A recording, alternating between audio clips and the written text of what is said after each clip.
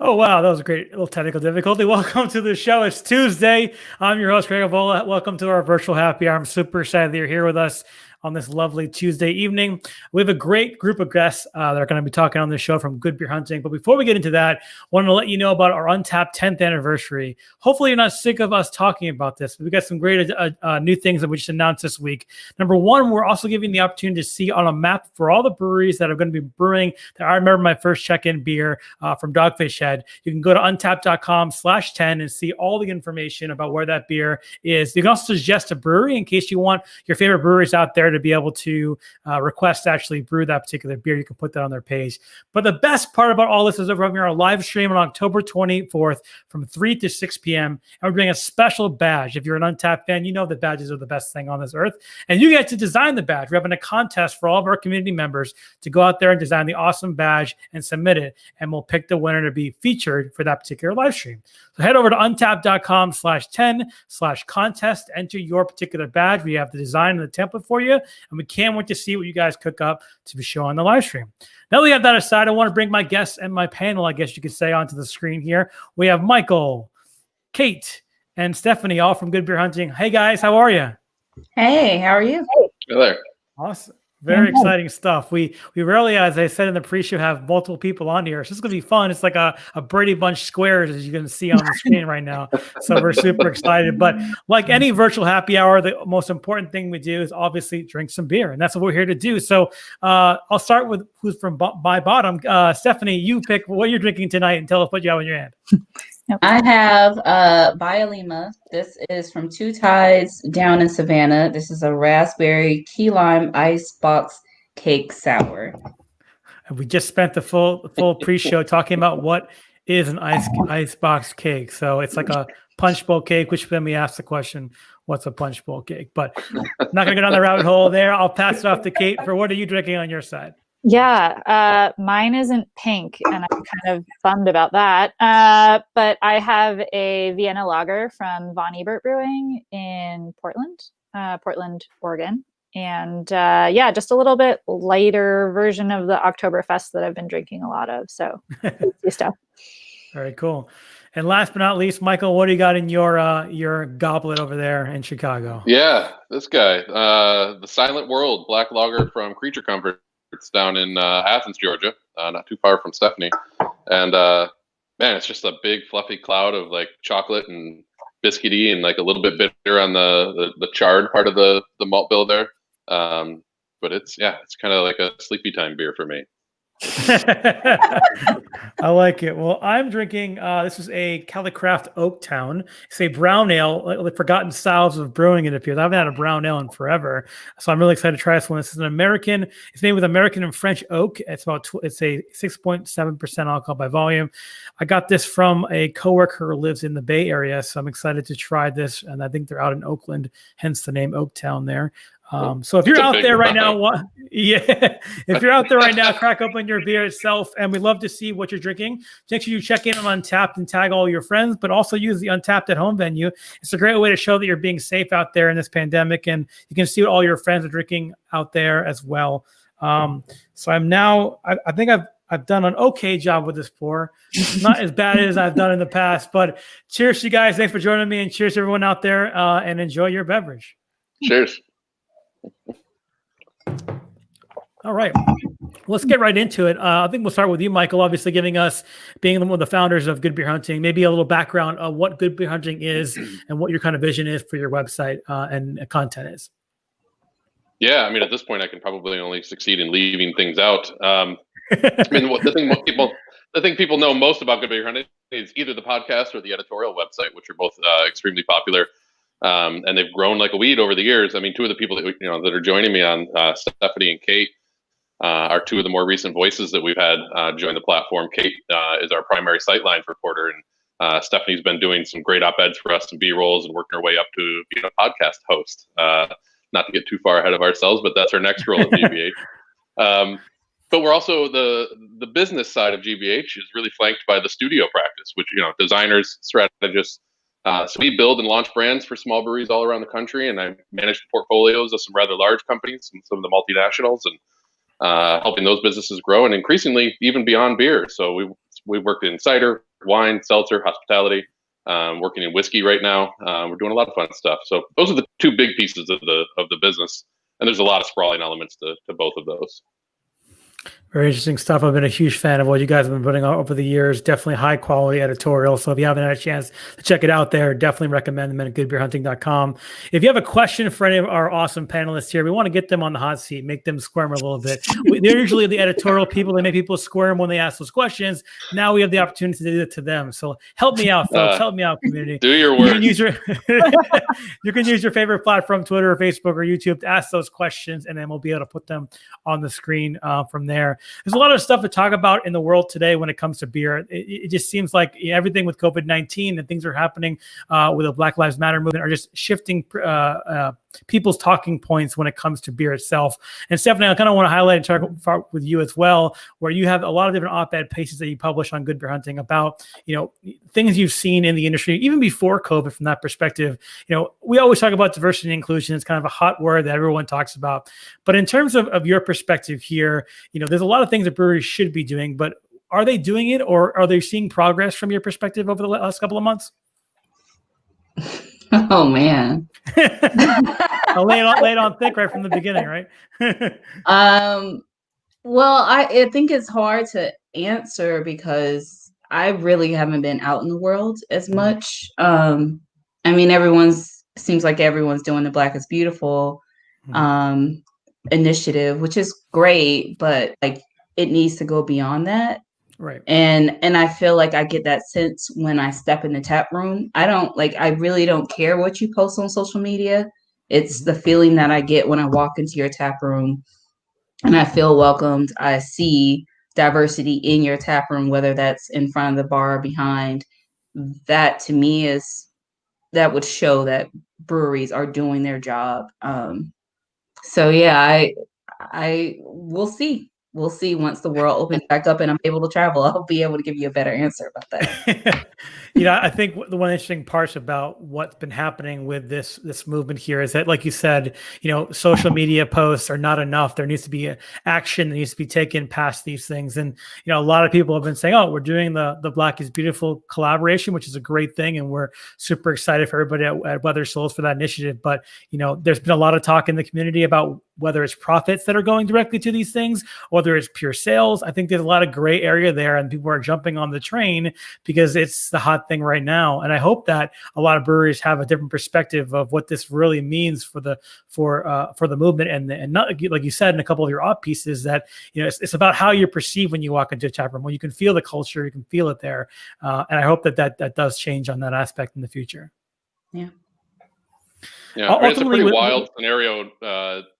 I was going to say, like, it's become increasingly obvious to me over the years of how long it's been absurdly comfortable for me to think about going to a brewery, and I have an assumption when I'm walking in that I'm going to see somebody that looks like me, and just like how default that assumption is just baked in.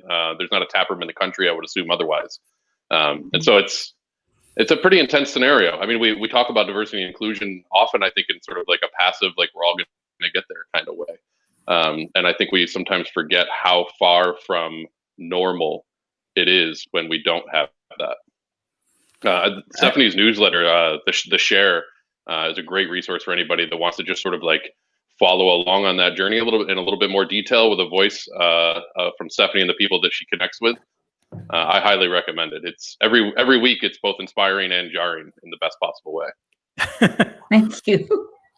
I mean, it has to be said, as we talked about before, just by not talking about it or addressing it, that's something it needs to be brought up from that perspective, because it generates conversation. It gets people talking about the issues at hand. I think that's really important, like you mentioned. And we recently had her name is escaping me, but the main brewer from Rhythm Brewing Company here in Connecticut, and on the show talking about how when she used to walk in with her husband to a beer festival, she wouldn't see any women, she wouldn't see people of color, she used to see the same situations, and she feel as welcomed in those areas that she originally thought she would. And she said, I'm going to create my own brand, and that's how I'm going to go down that path. So like you said, Stephanie, I think it's really important to illustrate this point. It's not just about social media posts and saying that, you stand with everybody. It's about action and about doing something for it. So that's why I'm hoping that with the success of Black is Beautiful, a lot of the money will be donated to those important charities, and not just, trying to catch on the bandwagon, for lack of a better word.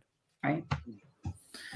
Ultimately, with COVID-19, obviously there's a lot of things that have been happening in the world of brewing. And Kate, you've covered a lot of stories on Good Browsing about this. One of the interesting parts of some of the stuff that you've written about is that, you've written an article about COVID-19 not entirely the blame for the recent brewery closure. I think a lot of people kind of assume that just because, they're not able to open, that's the primary reason why they're not going to open again. Can you elaborate a little bit about what you found in that article for people that may not have seen it? Sure. And I think this ties into something we're seeing outside of beer as well, that COVID is exacerbating situations that have always existed. I think that's true of the fight for racial justice, is also bound up like in this moment with COVID, and health disparities and things like that. So I think COVID kind of hit like a meteor, but it's exacerbating, conditions that were already there. So for that piece, I spoke to breweries that had closed during COVID and had that really difficult conversation. What went wrong and when did it start going wrong? And I am so grateful to those brewery owners for being so candid, and saying that, the problems were there. The foundation of the house did not look great. And then a storm moved in and it wasn't strong enough to keep standing. So a lot of those problems were either debt structures, just business side choices that were made, different models of selling that maybe weren't quite working the way breweries had hoped. And when you've built your business plan in a way that it has to work exactly this way to keep you in survival mode, and then one little piece wiggles, the whole thing can kind of fall apart. So it was the sad reality, but I think it's important to talk about those issues so that breweries are aware of what some of those pitfalls are and can be planning ahead and maybe building some resilience into their business plans. Yeah, I think we talk about, I think breweries and brew pubs are one of those things where it's like, well, everyone's always going to want to have a beer, right? That's something that, people always think about from a perspective of like, there's always going to be someone at that bar, whether that dive bar has been on the corner for 20 years, the regulars are going to help continue to pay for it. And then when you talk about a pandemic, that really sets people back. Those poor decisions potentially from a business perspective come to hurt them from that side. In your research, do you find that most of these breweries that closed right at the beginning of COVID, or do they actually try to work it out until like maybe the middle area and then said, hey, we can't even, once we're back 25% or outdoor dining or whatever it would be, we just can't do it anymore? What was your take on that? Yeah, a lot of them, I wrote that piece a couple months ago. So I would say that most of those were somewhat on the earlier side, like if they were maybe closing in April, early May. So those were businesses. I'm thinking of one in particular that taproom sales were everything. They had no other route to market. They had no other way that they were selling their beer, really. Not even, hardly in specialty bottle shops. They might have had like a bottle club, something like that. But once people couldn't come drink at their taproom and they relied on those high margins from selling their beer at their taproom, there was just no backup plan. And very quickly, they had to just close up shop. Yeah, it's definitely tough because again, everyone kind of relies on that easy income from bar sales, and when they can't have that, it's a hard thing to say. And I think also, talking about both what we talked about with Stephanie and yourself about COVID and the racial injustice, I think it has to be one of the other pieces that you wrote was about the Brewers Association and some of the cutbacks that they made that kind of impacted some of these small breweries when having representation in national guild managers and things of that nature that obviously helped them move forward. Where do you see in your eyes the way that the BA has tried to handle the situation for not just COVID, for everything else? Obviously we're very critical as editorial people, but in your opinion, what's your kind of take on what they're doing to try to help these small breweries get back on their feet? Oh boy. There are a lot of hard hitting these questions here. I feel like I'm like Dan Rather or something. I apologize. I would like to hear Kate's opinion on this as well. I'm gonna take a sip right now and gather my thoughts. I'm taking a sip for you. Let's all do that. Yeah. Say a little prayer for your friend Kate. No, I guess I should preface this by saying, like, I have no ill will towards the BA. Yeah, I don't think we do either, you know. I am drinking out of a BA TQ glass. There you go. From GABF or something. No, they are in an unenviable position of having to maintain the same level of programming, I guess you could say, or service, without the same level of income and revenue from events. I'm not sure how many breweries are paying their BA dues during this time. So that's not enviable. But I think it's fair for the industry press and for breweries to criticize some of the priorities in terms of spending, or to ask questions of those priorities. And one of those very significant cuts was eliminating the craft beer program, which Julia Hers headed for quite some time and was quite a public face of, and eliminating the state guild's manager position, most recently held by Acacia Coast. And those were real, not just public faces, but lifelines to these small breweries, especially that guild's manager.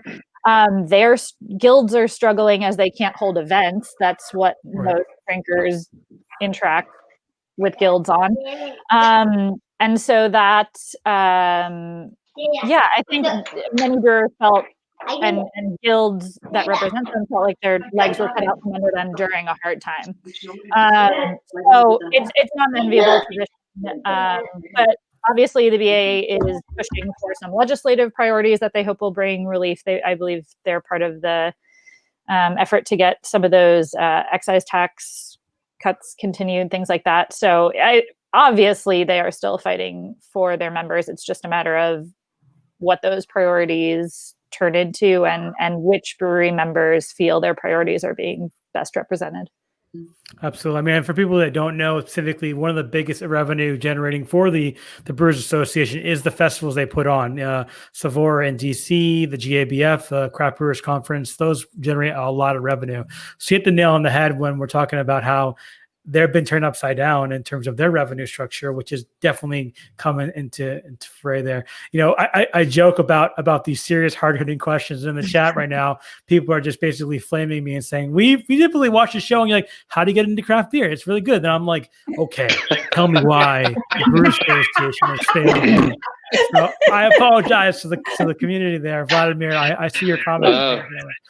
But we can just genuinely change it up. It's on the fly. We can do things we want. So, don't you want to know about like my favorite beer, Greg? Come on. Yes, I do, and that's why I'm going to lead in that question, Kate. It's like we talked about on the show earlier where people were located, and you disclosed that you were in Montana. So give us a flavor of what Montana beer and brewing scene out there is right now, because most people are probably have no clue what's happening in your great state there. So we'll change the tone like that. Okay, excellent. Whew, I feel much more comfortable. Malty beers rule in Montana, and people say it's like, oh, we grow so much barley out here, and it's like no one knows where the barley comes from. That's not the reason. But so many, Moose Drool is Big Sky's flagship brown ale. Speaking of brown ales, delicious. Cold Smoke is Kettle House Brewing's Scotch ale. That's probably the second largest brewery in Montana. And so I think other breweries that sprung up later on in the craft beer boom were like, oh, Scotch ales and brown ales, that's what craft beer tastes like. So almost every brewery out here, that's their flagship. And considering how cold our weather can get, it's good. It works. I mean, I'm just sipping this brown ale here, and I said earlier when I introduced the beer, this is like a forgotten style, and I haven't had a good brown ale. This is delicious. I feel like there should be more of these brown ales out there. And Michael, you're drinking more of a black lager, which reminds me of the old days of Cascadian IPAs, black IPAs that are no longer a thing here. Maybe I'll shift it to you, Michael, in terms of your style of beer you're drinking. Obviously, it's not a most popular style, especially in Chicago, being more heavily driven toward IPAs, hazy IPAs. But what are you seeing from some of the trends from that perspective, just on the stuff that you've been reporting on at your site, and also just some of the stuff lay of the land for Chicago? Yeah, I mean, I think I think the trends that are true nationally are also true of Chicago, but I think Chicago is somewhat unique in that I think it also has probably the most diversity of styles. And I think that has to do with when most of our breweries started making beer in Chicago. I mean, we have our quintessential hop brewery in Half Acre, quintessential lager brewery in Metropolitan, and that was kind of like our first wave, basically. But we were also historically one of the most distributed to markets in the country. So by the time most of our breweries started making beer here in Chicago, we already had almost everything in the country on our shelves. And so a lot of people kind of decided to just go really niche immediately out of the gate. So you've got Off Color, who still to this day does not make a hoppy beer, making a lot of wild ales and sort of like small Belgian table style things that are just beautiful.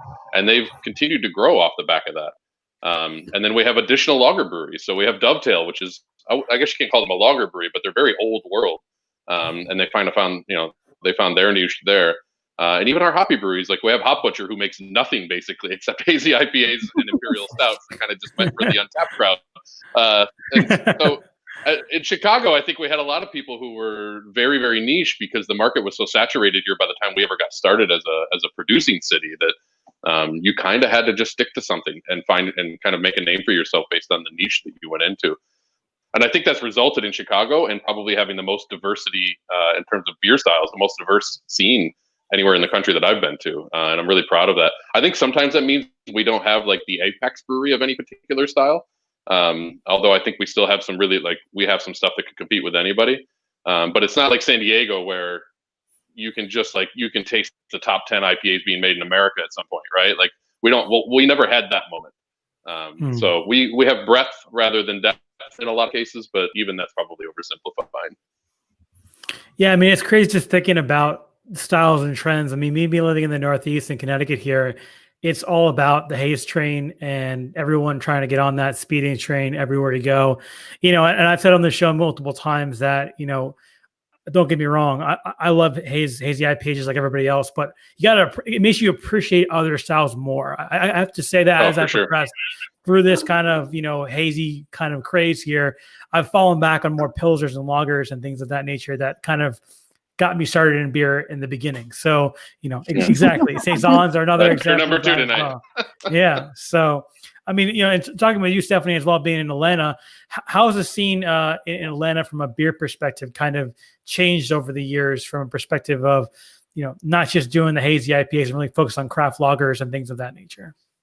Yeah, so the scene here really expanded. A few years ago, we had, I think it was SB 85, but we had this really archaic law that kept breweries from really expanding. And once we got rid of it, it was like there was a brewery popping up all over the place. It was insane. I couldn't keep up. And so I would say, like Michael said, our trends are very much what you see naturally. People love putting out the hazy IPAs.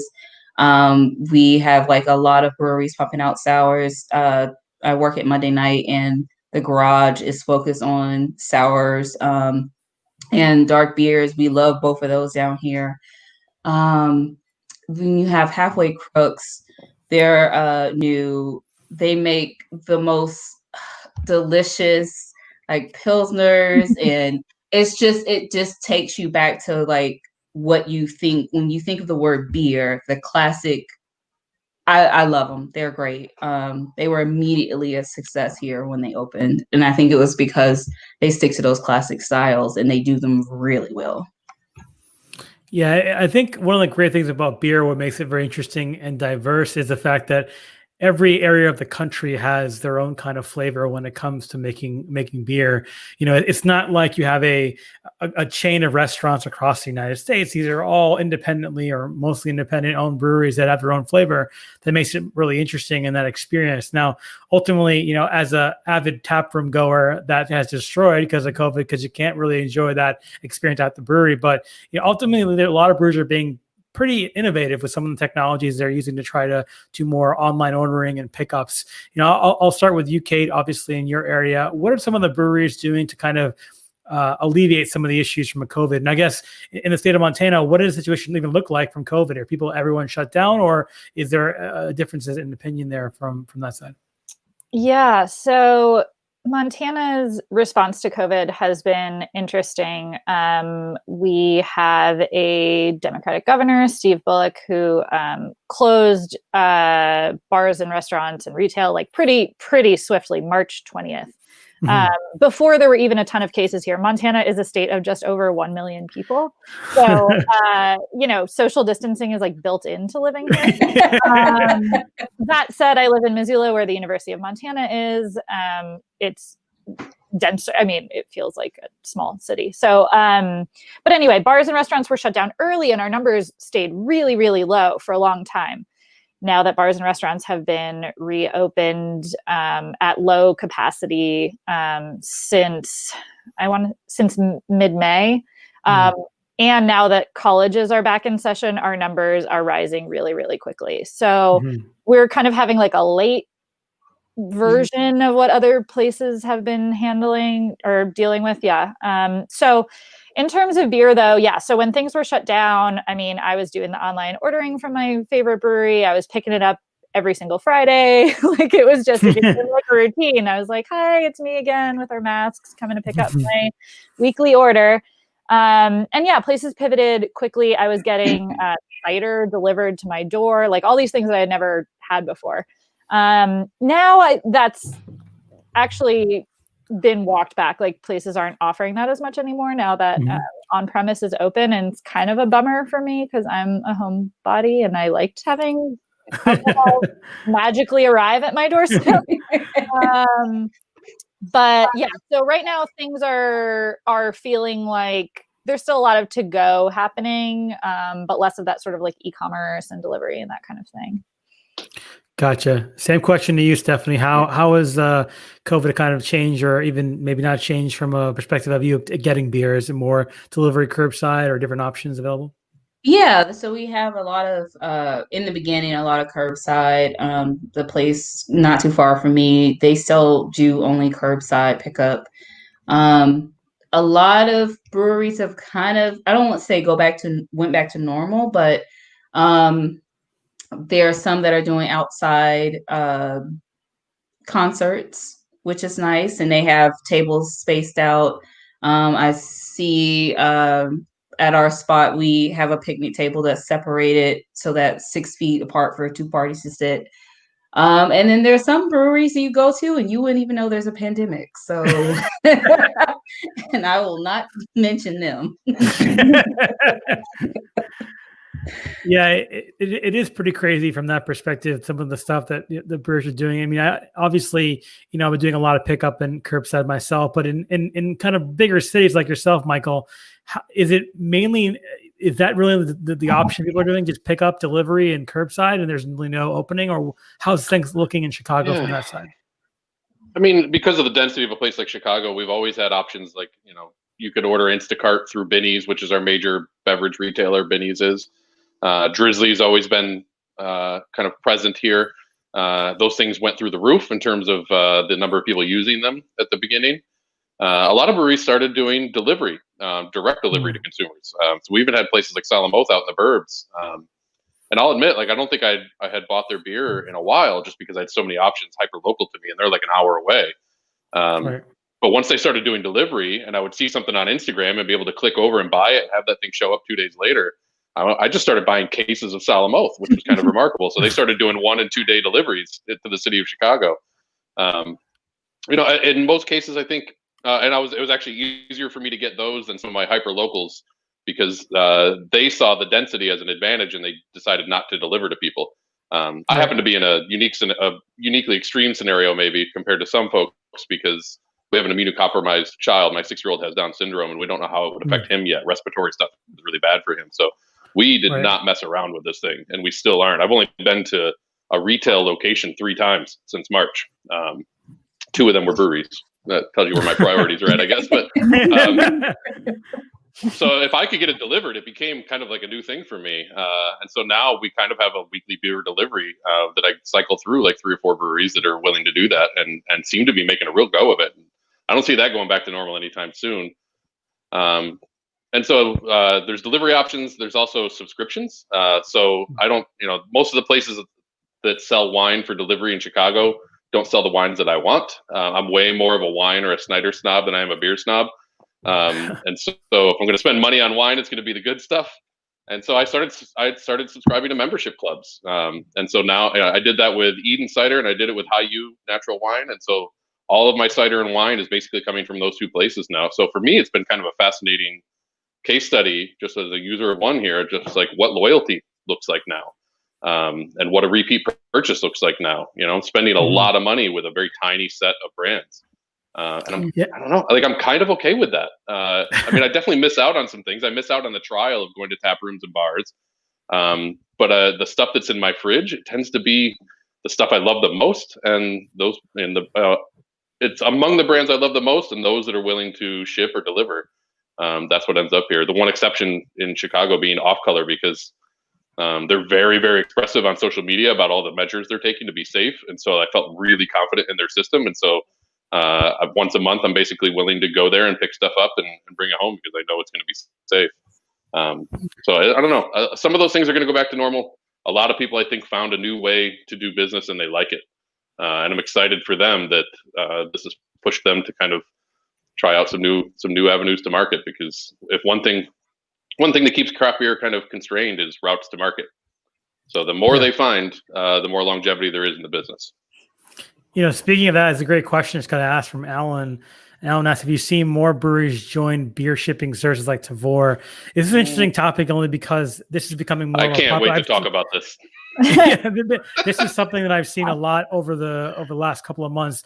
I've gotten tons of emails for this is the new beer delivery service. So, Michael, you said wild, you wanted to talk about let's talk about it. I'll be quick because I think there's probably some other perspectives on this, but we actually have a writer right now working on a long form analysis of the B2B relationship between Untapped ratings and delivery services and other forms of sales channels. Because what happens with places like Tavour, they will tell breweries that unless they have a certain number of beers or an overall rating above a certain rating, like a 4, they won't even talk to those people.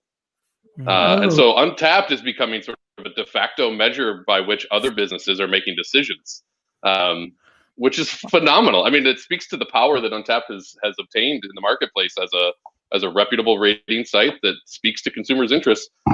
But one of the people that I know who was seeking distribution through them, I shouldn't even call it distribution. It's really sort of like almost like hobbyist kind of purchasing, but it can add up, specifically with Tavour.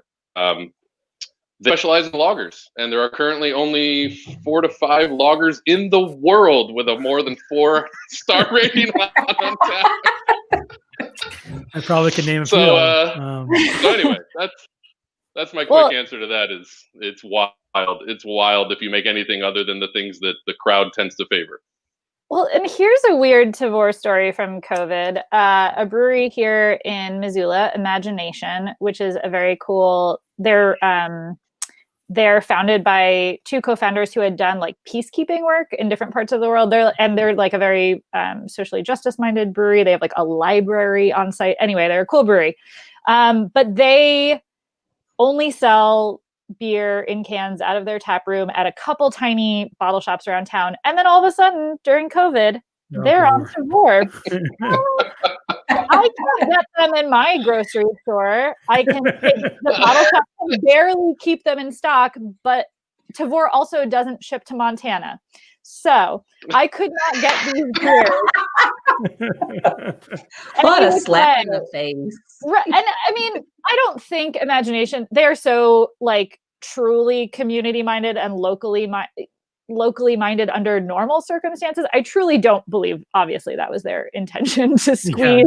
A lot of people see Tavour as a marketing.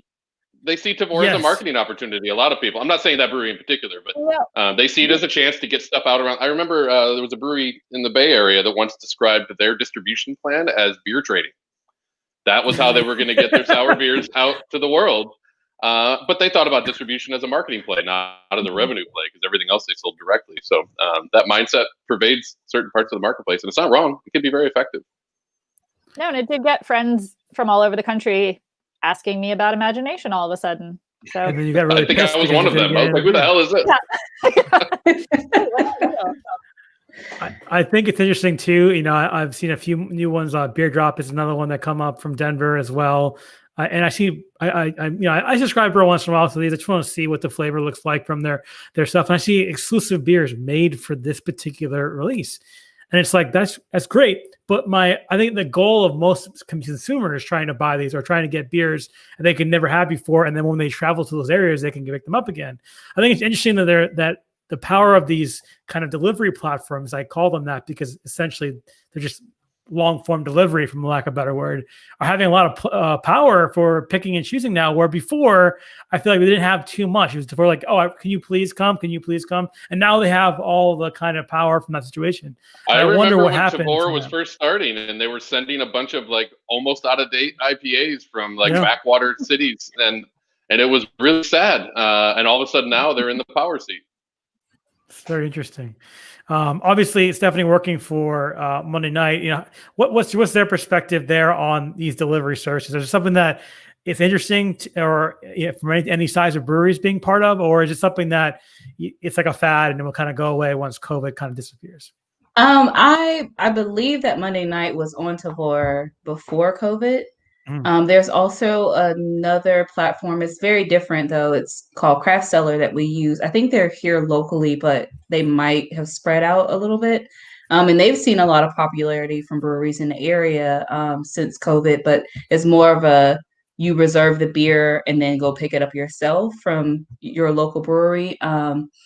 So we use both of those. I don't think we use Tavor as much, but we do use Craft Cellar for any pre-sales that we do, or I want to say for any regular sales too, but not quite sure about that. Yeah, I know that Craft Cellar does memberships too. So, if there's membership, it helps in that scenario as well on that front. Very cool stuff. Well, Michael, Kate, Stephanie, want to thank you for your time on this virtual happy hour. We can probably talk about Tavor until it's 3 a.m, but want to give you all your time back and appreciate. Yeah, I started out really strong, then we changed our gears, and we finished with a solid A+ across the board. So want to give you guys an opportunity to give any personal shout outs you have, who can find you on the internet, anything you'd want to share. We'll start with you, Michael, on your side. Yeah, sure. I mean, we're Good Beer Hunting everywhere, and the folks that you're seeing here are contributors to Good Beer Hunting in a big way. So you can find their work there on their personal channels as well. Podcast is one of the biggest things we do. That's even more popular than the website these days. And tomorrow we're doing our first sort of like live video thing. We're going to do it on Instagram Live. We're going to be talking about Fest beers, Oktoberfest, with a variety of cool folks for a few minutes at a time. So join us on there. Everything is just at Good Beer Hunting. My personal is at MP Kiser. Kate, why don't you go next? Yeah. Aside from Good Beer Hunting, I guess you should follow me on Twitter at Bernot. Very cool. Stephanie? You can find me on Instagram. You can also find me on Twitter, but I'm never there. I'm on Instagram. I pop in when people tag me and I'm like, oh, hey, like, and then I pop back out. You can find me on Instagram at She Loves Craft. Michael mentioned my newsletter earlier. So if anyone's interested in signing up for the share is a weekly newsletter, currently doing it bi-weekly as I get used to the new job. But that you can just subscribe to that at thesharenewsletter.com. Awesome. Michael, Kate, Stephanie, thank you so much for being part of the virtual happy hour. Had a lot of fun. See you guys later. Thanks so much. Awesome. Thanks everybody for watching our virtual happy hour on this Tuesday evening. Just want to remind you again that we're having our 10th anniversary celebration in October and a party on October 24th from 3 p.m. to 6 p.m. And in that party, everyone loves Untapped badges, and you get to design the badge that we're going to use in our live stream. Check out untapped.com/10/contest to enter in to see if your design gets to be picked for the winner. We're really excited for doing a community-driven event, and we figured the best way to have a badge for that, let the community decide. It's the first time we've ever done it in the history of Untapped, so we're super excited to check that out. So check out untapped.tv for more scheduling updates. We'll be back here on Thursday talking to another great guest, so check it out, untapped.tv, and we'll be happy to see you there. Thanks, everybody, for watching, and we'll